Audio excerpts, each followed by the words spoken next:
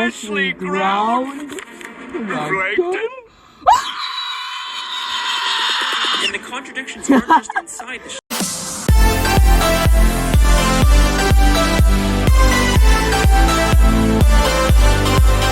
Hey guys, I'm back with another Alex Bale video, and today we're going to be reacting to the evolution theory, the fourth SpongeBob theory.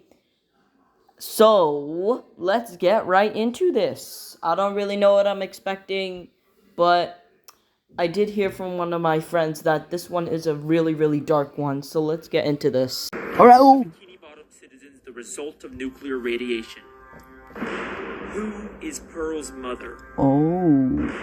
What is the Krabby Patty's secret formula? These are by far the three biggest questions in the show SpongeBob SquarePants. And today, I'm going to be answering all three of them and more with just one theory. Get ready for the darkest SpongeBob conspiracy you'll ever see. Oh, okay. This is the evolution theory. Alright, let's get into this.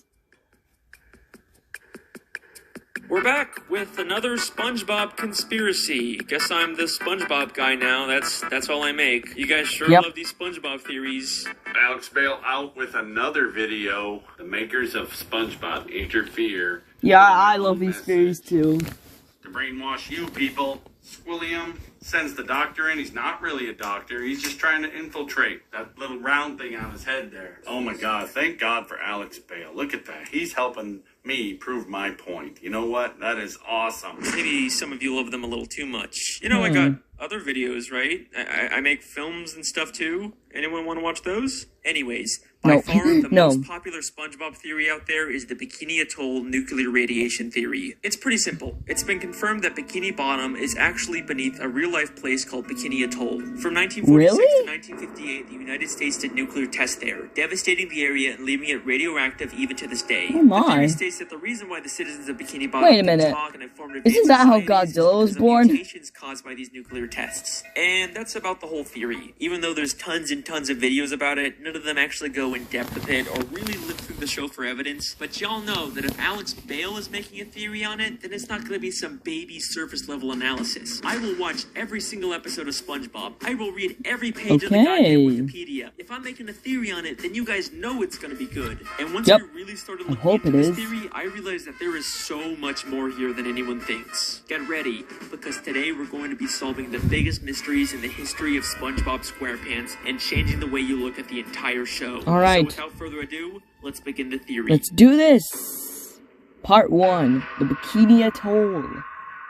In order to find out whether the Bikini Atoll theory is true, we first have to determine whether fish talking and being so intelligent is unique to Bikini Bottom, or if that's just the way the SpongeBob universe works. You know, it could just be that all animals in this world are able to talk, and that's completely normal because at the end of the day, SpongeBob is still just a cartoon. Well, if we take a look at Season 10, Episode 10, Feral Friends, we get a bit of a hint about how the SpongeBob world works. In this episode, a green moon appears and transforms all the characters into less cartoony, real-life versions of themselves. Yep. SpongeBob, Patrick. Just like in real life, they can't talk and end up trying to eat each other. The French narrator is watching all of this unfold, and he says this very important line. I have been monitoring the behavior of the green moon all day. It is called Neptune's moon. Every 100 years, it de-evolves everyone in Bikini Bottom into primal fish. Every 100 years, it de-evolves everyone in Bikini Bottom into primal fish. So this implies that the characters in Bikini Bottom are more evolved and were once like these primal fish. But this doesn't prove that the evolution only exists in Bikini Bottom. It could still be a worldwide phenomenon. Remember that bonus DVD clip I found in my television theory? It was about humans studying fish in Bikini Bottom because of their intelligence. Yeah, I remember that. Scientists have tried to learn the secrets of intelligence. Their studies led them to the sea, where the citizens of one undersea colony demonstrated a genius so enormous, the scientists felt compelled to record their actions for use in teaching mankind how to live better. This makes it sound an awful lot like the fish in Bikini Bottom actually are uniquely evolved, and it's not some worldwide phase. Then, in the SpongeBob 20-year anniversary special, SpongeBob's Big Birthday Blowout, we get a major piece of evidence for this theory. SpongeBob and Patrick take a tour of the surface world and eventually go to a fish store and see some very realistic, less evolved fish. Oh. And I don't think I really seen this episode. Want to keep fish folk in jail like this? beautiful. They can't talk back to Spongebob and Patrick, and they're actually able to swim freely through the water instead of being affected by gravity. They are clearly showing us that both evolved and primitive fish exist in this universe at the same time. Now, sometimes we've seen Bikini Bottom characters represented as realistic fish like this, but only when they're out of water, never while they're still in water like these fish. We even see this again in the beginning of the third SpongeBob movie, Sponge on the Run. The movie opens with a coral reef full of these realistic primal fish, but eventually we get to Bikini Bottom where the more evolved fish live. So there you go, direct proof that the citizens of Bikini Bottom are uniquely evolved. This is a very deliberate world-building choice for the creators to make. So I guess that kind of confirms the Bikini Atoll theory. Theory confirmed! We did it! Woo! Well, let's hold on for a second. As much as I'd love to call this theory complete, there's actually one major piece of evidence that gives me some resistance. Something I've never seen anyone else bring up when talking about this theory. Prehistoric Bikini Bottom. We've seen episodes like UGG or SB129 that show Bikini Bottom millions of years in the past, but we still see evolved versions of SpongeBob and Patrick. Sure, they may not be super intelligent or advanced, but they're still clearly way more evolved than the primitive, realistic versions we see in Feral Friends or in the fish store. So, how are we seeing these evolutions millions of years before the Bikini Atoll tests? Well, unfortunately, I think the only conclusion is that the Bikini Atoll theory just isn't true. I mean, clearly something has caused Bikini Bottom citizens to be uniquely evolved. There's no denying that. But whatever caused it took place millions of years ago and couldn't have been the Bikini Atoll nuclear tests. Then, what really caused the evolution? In the entire show, the only thing we've seen that directly affects the evolution of characters is the Green Moon and Feral Friends. Except the French narrator specifically calls it Neptune's moon. It is called Neptune's moon. Named after the ruler of the seven seas, King Neptune. King Neptune is a character who's been around since the beginning of the sea. He's a character who the Bikini Bottom citizens view as their god. And he's a character who has the ability to change fish into other forms. What the? Oops. King Neptune used his magic to turn the fish of the sea into more evolved subjects for him to rule over. He's the one who's been behind it all this time. Now, I could spend this entire video talking about King Neptune and his weird continuity and contradictions in the show, but I'll save that for another theory. What I'd much rather talk about are the implications of having evolved and primitive fish coexisting in the sea. Now, we know that this evolution isn't specific to just Bikini Bottom. We've seen different cities and places far across the ocean that still have talking fish, which makes sense because the marine life in Bikini Bottom has evolved to resemble humans, so it's no surprise that just like humans, they've expanded beyond Bikini Bottom and colonized other areas of the sea. But now, I have an interesting question for you. What is the relationship between evolved fish and primitive unevolved fish? Well, they probably just peacefully coexist in the sea without bothering each other. You know, just like real-life humans and animals. Wait a second.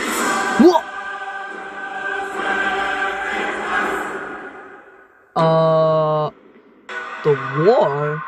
In Season 3, Episode 10, the Krusty Krab training video, there is this hilarious, absurd moment when they're talking about Mr. Krabs. After the war, Krabs stayed secluded in a deep depression that seemed endless. Like, what war happened in Bikini Bottom? They just tell us this and then completely drop it. But with this new context, is it possible that Krabs fought in a war against these primitive, wild fish of the sea?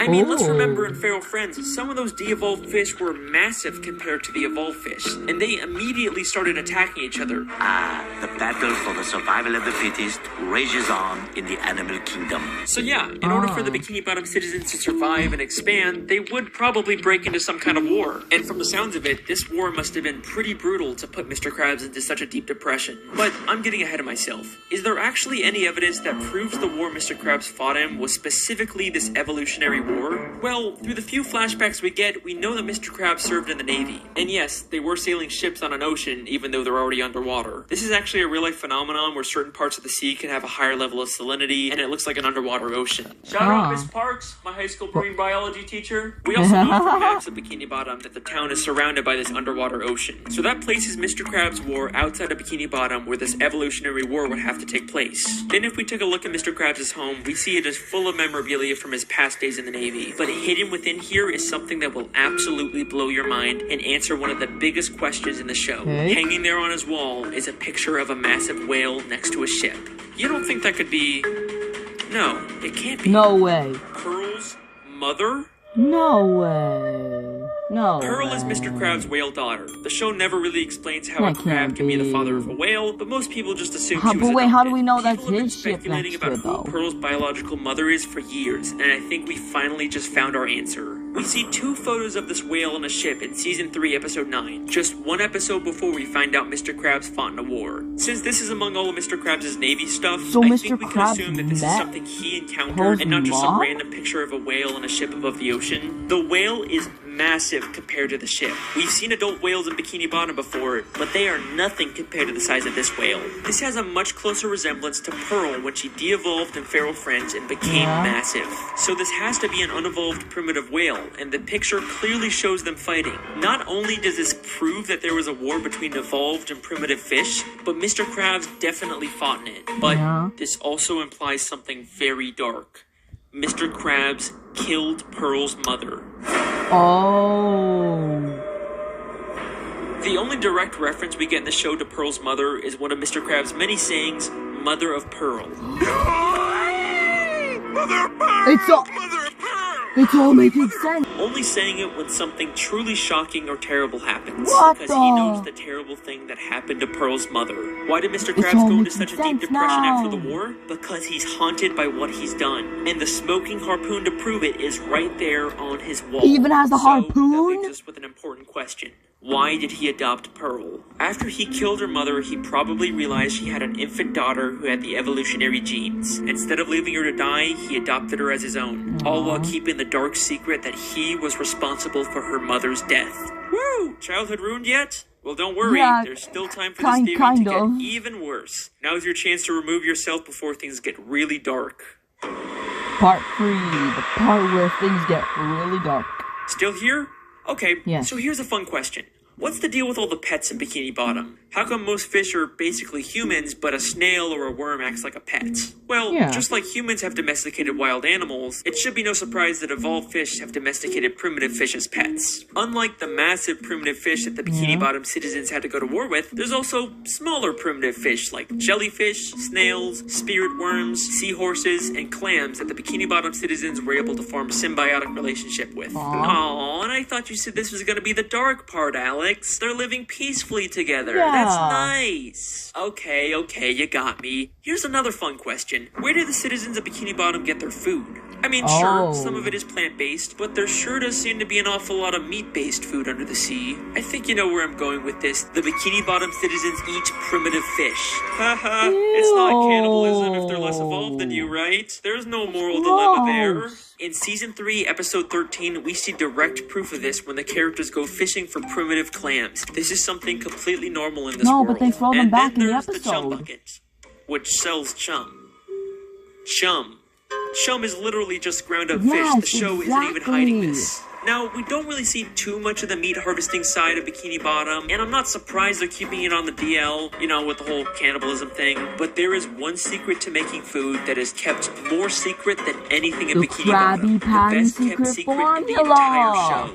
You already know what I'm gonna say. The Krabby Yes. Patty secret formula. Throughout the show, there's been lots of contradictory evidence Yes, about the I've Krabby always Patty secret wondered what's formula. inside In Season the 4, Krabby Episode Patty. 7, Mr. Krabs says it's an old family recipe. Your mother knows the Krabby Patty formula? Of course she does. It's an old Krabs family recipe. But in Season 5, Episode 1, apparently Mr. Krabs discovered it on his own by accidentally mixing random ingredients together. I've done it. I discovered the perfect patty batter. Sometimes it's a secret formula, sometimes it's a book, sometimes it's a secret sauce, and any glimpse we get of the formula is just random nonsense. There is a ton of contradictory evidence out there, but I think this might all be intentional. In order to throw people off, Mr. Krabs has spread misinformation about the Krabby Patty formula. In fact, he's already done this in Season 3, Episode 18, by hiding a fake formula for Plankton to find that says he's the secret ingredient. Mixed together with the most important ingredient of all. 4 heaping pounds of freshly ground plankton. In the contradictions aren't just inside the show. Even one of the Spongebob crew members once said that Krabby Patties are vegetarian and contain no meat. But I've always been a little suspicious about what the creators say. They've also said that they're not allowed to show fish as food, except they clearly do with chum, clam fishing, and all the many, many gags where fish turn into food. It's almost like they're not allowed by Nickelodeon How to publicly stupid are the acknowledge this creators? because that could create Like, controversy, actually. but they could still sneak this dark secret into the show. So, what is the true secret ingredient? Where does the meat really come from? It's strange. We never really see Mr. Krabs get the meat delivered, or at least go out himself to get it. It's almost like he has all the meat he needs stockpiled somewhere. What primitive meat could Mr. Krabs have access to? Maybe he's been holding on to something from the war. What could Mr. Krabs have killed during the war that he doesn't want anyone to find out about? Something big enough to supply him with meat for years without needing more. What could It can't be. Can it? You really gonna make me say it? Mr. Krabs is using Pearl's dead to make Krabby Patties. We did it! Yeah, we solved the mystery! We did it! I'm so glad. Season 1, Episode 15, Sleepy Time. Mr. Krabs has a dream that he's on a boat fishing for a massive dollar. This is his memory of killing Pearl's mother, except now all he sees her as is money. And take a guess what name he calls the dollar. What's he doing, Mr. Krabs? Hey, picking Neptune's pocket. What are you talking about? I'm talking about cold hard flipping cash. It's the mighty Moby Dollar. Moby Dollar, a direct reference to Moby Dick, a story about hunting a whale. Are you kidding me? And that is the evolution theory. I warned you guys this would be a dark one. The Bikini Atoll theory, King Neptune, Pearl's mother, the Krabby Patty formula, we hit everything in this theory. Even if you don't agree with all of it, you gotta admit, a lot of this makes sense. Eugene Krabs' aspirations for money and greed have caused him to do terrible, terrible things. At least his love for Pearl seems to be real, so maybe there's some small amount of good in him. And even though Pearl's mother probably provides tons of meat, eventually he's gonna run out and he'll have to face what he's done. Yep. Well, unless, of course, there's another whale he has access to. Nope. No. No. Mr. Krabs wouldn't do that. He loves Pearl. He's not just raising her for Krabby Patty meat. Even Mr. Krabs isn't that much of a monster. From every side I've ever seen to the sweetest sound I've heard, I'd gladly give up everything for all the money that I've earned. No way. Huh. Well, alrighty then, that's the end of that theory. Just gonna end it here before there's any more dark plot twists. You guys have been insanely supportive with these SpongeBob theories, so I guess I have to make more. I've been your host, Alex Bale. Thanks for watching.